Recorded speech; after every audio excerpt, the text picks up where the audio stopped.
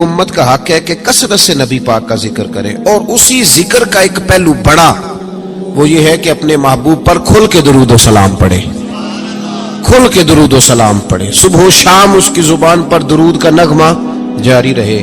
اور حضور کا یہ حق ہے امت پر کہ امت اپنے نبی کی فرما برداری کرے، امت اپنے رسول کی فرما برداری کرے، اتباع کرے، اطاعت کرے، حضور علیہ السلام کے نقش قدم چلے۔ اور پھر 5ویں نمبر پر امت کی ذمہ داری ہے کہ امت نبی پاک کے دین کی تبلیغ کرے۔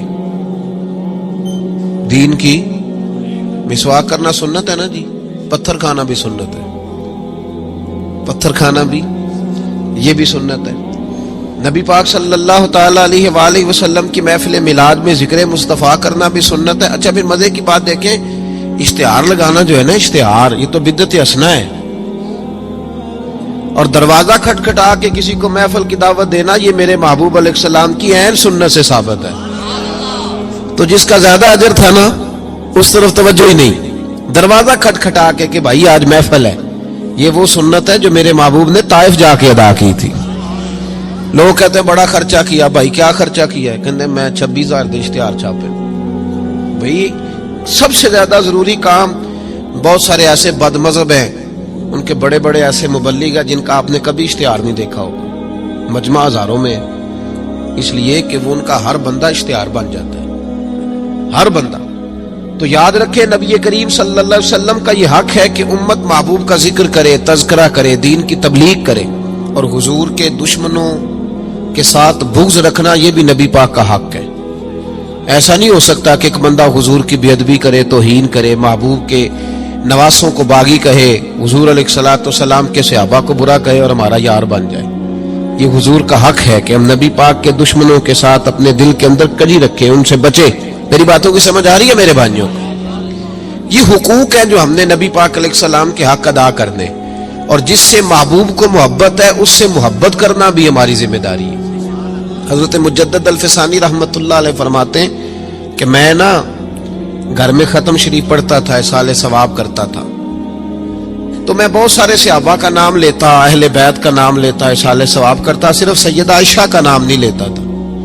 تو کہتے مجھے نبی پاک صلی اللہ علیہ وسلم خواب میں ملے اور سرکار نے فرمایا شیخ احمد تجھے پتہ ہے نا میں اکثر کھانا عائشہ کے دسترخوان پہ کھاتا ہوں، تو اس کا ذکر ہی نہیں کرتا۔ تو ہر اس شخص سے جس سے محبوب نے محبت کی، ہر اس شخص سے محبت کرنا یہ نبی پاک کے حقوق میں شامل ہے۔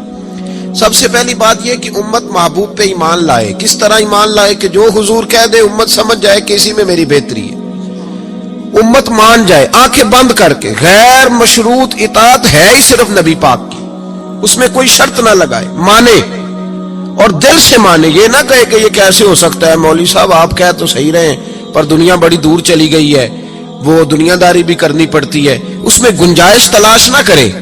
جو حضور کہہ دے اس پہ ایمان لے آئے، جو نبی پاک فرما دے اس پر ایمان لے آئے۔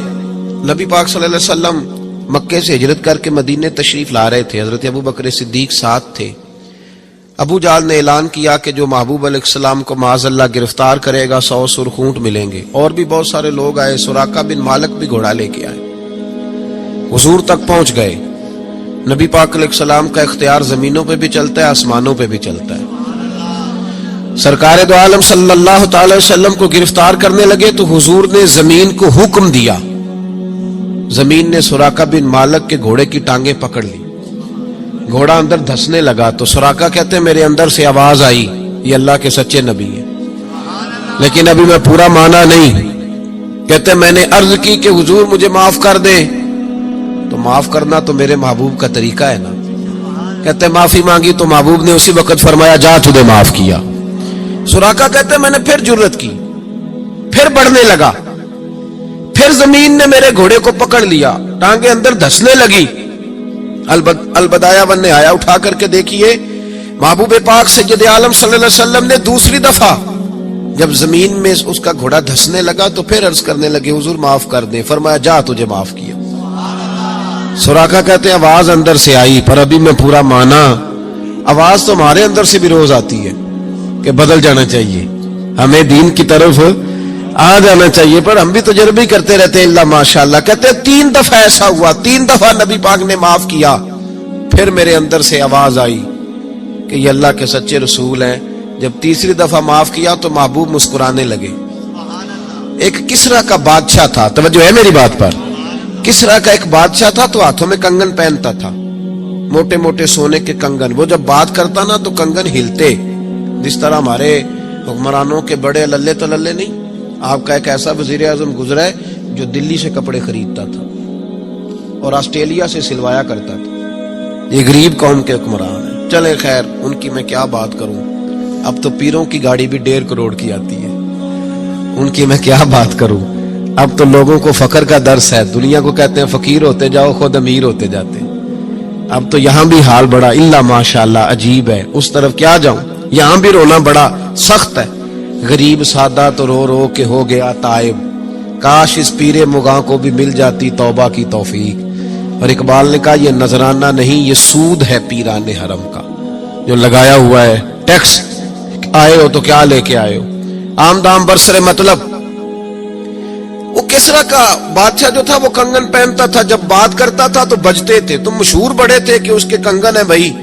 نبی پاک صلی اللہ تعالی علیہ وآلہ وسلم کو جب سراقہ آگے بڑھے نا گرفتار کرنے، تو محبوب نے فرمایا تو مجھے پکڑنے آیا ہے، ایک وقت آئے گا کسرا کا علاقہ فتح ہوگا، اس کے وہ کنگن میرے غلام اتار کے لائیں گے، اور سراقہ میں یہاں کھڑے ہو کے سالوں بعد کا وہ واقعہ دیکھ رہا ہوں کہ اس کے کنگن تیرے ہاتھوں میں آئیں گے. اب ذرا رک کے سوچئے، مکے سے نکلے ہیں، مدینے ابھی پہنچے نہیں، ایک گاؤں پہ بھی مسلمانوں کی حکومت نہیں. میرے محبوب نے اتنی بڑی بات کر دی، کسرا کا علاقہ فتح ہوگا. حضرت ابوبکر صدیق مسکرانے لگے. عامر بن فہیرہ فرماتے ہیں میرا سینہ چوڑا ہو گیا. بھئی تمہیں کیا ہوا؟ کہنے لگے محبوب نے کہہ دیا ہے تو انشاءاللہ علاقہ فتح ہو کے رہے گا. ساڈے نبی دی زبان، ساڈے واسطے قرآن.